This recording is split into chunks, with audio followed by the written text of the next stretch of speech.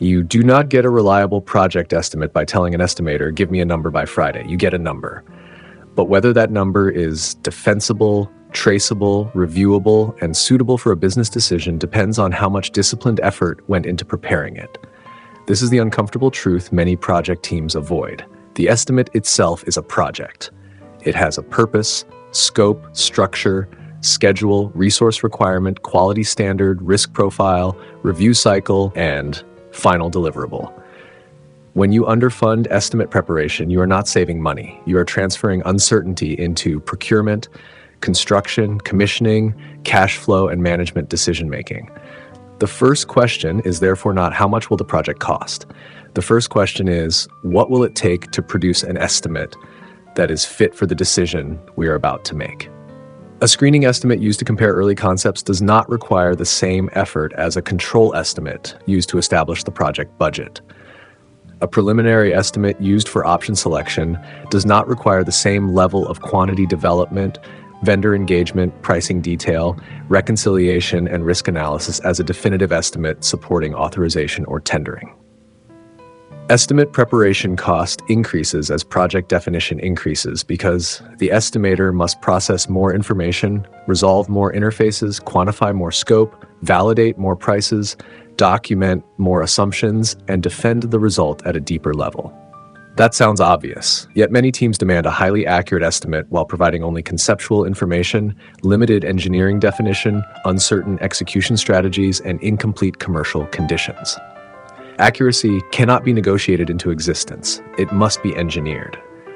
A complete estimating process begins by establishing the estimate requirements. You need to understand who will use the estimate, what decision it supports, what cost boundary applies, what currency and base date are required, what exclusions must be stated, what escalation assumptions will be used, how contingency will be developed, and what reporting structure management expects. Without this alignment, different people may believe they are reviewing the same estimate while actually looking at different definitions of project cost. One person may include owner's costs, another may exclude them. One may include commissioning, another may stop at mechanical completion. One may include escalation, another may present constant value money. One may treat contingency as a visible risk allowance. Another may hide uncertainty inside unit rates and quantities. This is how estimate disputes begin, not with arithmetic, but with misaligned definitions. After establishing the requirements, you must plan and structure the estimate. This means creating a cost breakdown that reflects how the project will be designed, procured, constructed, controlled, and eventually reported. The estimate structure should connect technical scope with cost responsibility. Process units, systems, areas, disciplines, equipment packages, construction trades, procurement packages, indirect costs, owner's costs, and project management costs must be organized so that nothing disappears between interfaces. A weak structure creates 3 predictable failures. Scope is omitted because nobody owns it. Scope is duplicated because 2 groups assume responsibility. Costs cannot be compared later because the estimate structure does not match the control structure. The estimate is not merely a total, it is the future cost control architecture of the project. If the estimate cannot be converted into budgets, commitments, forecasts, progress measurements, and variance reports, it was not structured for execution. The next stage is quantification and costing. Here, the estimator translates technical definition into money. Equipment lists become equipment costs. Material quantities become bulk material costs. Layouts become civil, structural, piping, electrical, and instrumentation quantities. Execution plans become construction labor, temporary facilities, supervision, logistics, mobilization, and indirect costs. Schedules become escalation exposure, resource loading, and time-related expenses. Commercial strategies become freight, taxes, duties, insurance, warranties, spares, and vendor support requirements. This work is not data entry. It requires engineering judgment. The estimator must understand what the drawings show, what they do not show, what is implied by the process, what normally accompanies the equipment, what construction conditions will affect productivity, and what allowances are necessary when definition is incomplete. A quantity without a basis is not evidence. A unit rate without a source or adjustment logic is not intelligence. A vendor quotation without commercial normalization is not automatically a usable project price. The estimate must be built from information that is technically consistent, commercially comparable, and aligned with the planned execution date and location. Benchmarking is part of this process, but benchmarking must be used intelligently. Historical project data can reveal whether equipment ratios, discipline distributions, installation factors, engineering hours, construction productivity, indirect costs, or total installed costs appear abnormal. But a benchmark is not a substitute for understanding. Two plants with similar capacity can have radically different costs because of pressure, metallurgy, redundancy, automation, environmental requirements, plot constraints, brownfield interfaces, modularization, labor conditions, climate, logistics, schedule compression, or technology maturity. The manager who asks, "Why are we not matching the last project?" may be asking the wrong question. The better question is, which technical and execution differences explain the variance? Estimate preparation also includes risk analysis and contingency development. Contingency is not a percentage added to make management feel safe. It is the financial expression of uncertainty within the defined project scope. You need to examine quantity uncertainty, price uncertainty, design maturity, productivity risk, procurement exposure, schedule risk, execution complexity, interface conditions, and the reliability of the information used. A credible estimate separates the expected cost from the risk allowance required to achieve a defined confidence level.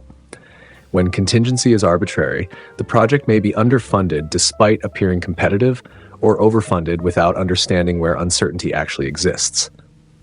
Risk analysis becomes especially important in early estimates because low definition creates wider possible outcomes. As design matures, some uncertainty should be converted into defined scope, measured quantities, firm quotations, and execution plans.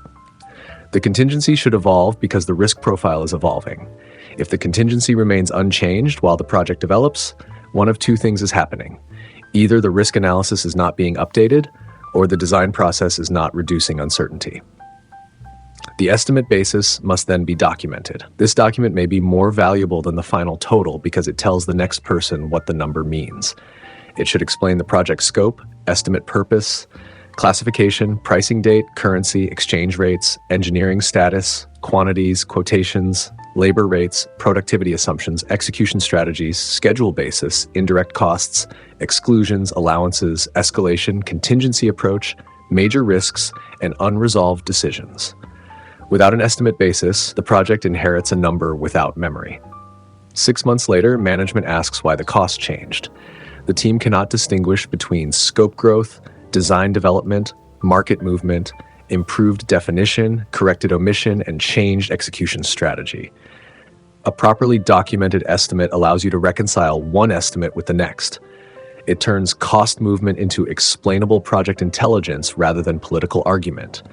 The estimate must then be reviewed. A serious review is not a meeting where the estimator presents the total and management asks whether it can be reduced. The review should test scope completeness, quantity development, pricing quality, commercial conditions, productivity assumptions, indirect cost logic, schedule alignment, risk treatment, escalation, exclusions, and benchmark position. Technical disciplines must confirm that the scope has been interpreted correctly. Procurement must validate the market basis. Construction must challenge installation logic and site productivity. Planning must confirm schedule-related assumptions. Project management must verify execution strategy and cost boundaries. The estimator must integrate these inputs without allowing the estimate to become a collection of inconsistent departmental opinions. Review comments must be resolved, documented, and incorporated through controlled revisions. A review that does not produce traceable decisions is discussion, not assurance. You must also understand what is included in estimate preparation and what is not. Estimating includes requirements definition, estimate planning, quantity development, costing, benchmarking, risk analysis, contingency development, reporting, review, reconciliation, and issue. It generally does not include the engineering work required to create the technical deliverables used as estimate inputs. It does not automatically include formal value engineering studies, detailed process simulation, extensive optimization studies, lifecycle cost analysis, project scheduling, ongoing cost control, or development of specialized estimating systems for a unique project. Why is this distinction important? Because organizations frequently compare estimate preparation performance using inconsistent boundaries. One team charges engineering support to the estimate. Another charges it to design. One includes vendor coordination. Another treats it as procurement effort. One includes extensive value improvement work. Another reports estimating labor only. The resulting productivity comparison becomes meaningless. Before you benchmark estimating costs, define the estimating scope. Published and organizational data often show wide variation in the cost of preparing apparently similar estimates. That does not necessarily mean one estimator is efficient and another is wasteful. Variation may result from different estimate classes, project boundaries, technology complexity, team structures, data quality, contractor roles, owner requirements, pricing responsibilities, or the inclusion of engineering support. The absolute cost can vary significantly, but several trends remain consistent. First, estimate preparation effort rises as the estimate becomes more detailed. Second, preparation cost rises with project size, but not in direct proportion to total project value. A larger project benefits from economy of scale. Every estimate has a fixed level of effort. Requirements must be established, the estimate must be structured, reporting must be prepared, reviews must be conducted, and the basis must be documented. These activities do not multiply directly with project cost. Large projects may also contain repeated trains, standard units, or very large equipment items. A single high-value compressor does not require estimating effort proportional to its purchase price. Therefore, estimate preparation cost usually declines as a percentage of total project cost when project size increases. But do not misinterpret this trend. A larger project may still require a far more complex estimating organization, more disciplined leads, more estimate packages, more interfaces, more reviews, and more coordination. This brings us to project complexity. A high-technology, pilot, nuclear, aerospace, first-of-a-kind, or highly integrated process facility may require 2 or 3 times the estimating effort of a conventional project of similar value and estimate class. Complexity enters through unfamiliar equipment, unique materials, specialist vendors, uncertain productivity, stringent quality requirements, licensing constraints, advanced control systems, safety classifications, limited historical data, and complicated interfaces. Project value does not measure estimating difficulty. A relatively small brownfield modification inside an operating plant may require more estimating judgment than a much larger repeat facility on an open site. The number of estimating subgroups also matters, as the project is divided among disciplines, areas, systems, locations, packages, or specialist teams. Coordination effort increases. Each subgroup requires instructions, interfaces, assumptions, input tracking, checking, reconciliation, consolidation, and review. Breaking a project into more parts can improve technical ownership, but it introduces organizational friction. 6 estimating groups do not behave like one estimator working 6 times faster. They require leadership, common standards, shared coding, aligned assumptions, disciplined cutoff dates, and strong configuration control. A large team without integration can produce a detailed but internally inconsistent estimate. Productivity is driven by 3 interacting elements: the team, the tools, and the estimating process. The team factor includes estimator capability, project team cooperation, input quality, technical knowledge, communication, and decision speed. Poor inputs make the estimator spend time searching, interpreting, correcting, and chasing information. Late design changes create rework. Unresolved interfaces force assumptions. Weak cooperation causes multiple estimate cycles. The tools factor includes specialized systems that automate quantity generation, model-based extraction, equipment costing, bulk material development, and benchmarking, normalization, and risk analysis. But tools only create value when the underlying data, coding, algorithms, and user judgment are reliable. A spreadsheet does not make an estimate mature. Software does not know whether the scope is complete. Automation can calculate a wrong basis faster than a human can challenge it.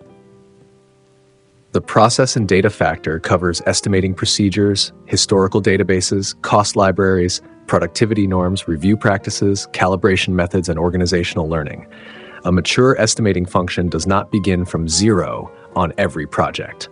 It maintains structured information from completed projects, reconciles estimates against actual costs, records the causes of variance, and updates factors based on evidence. The strongest cost database is not the one with the most projects. It is the one with the clearest definitions and the highest quality normalization.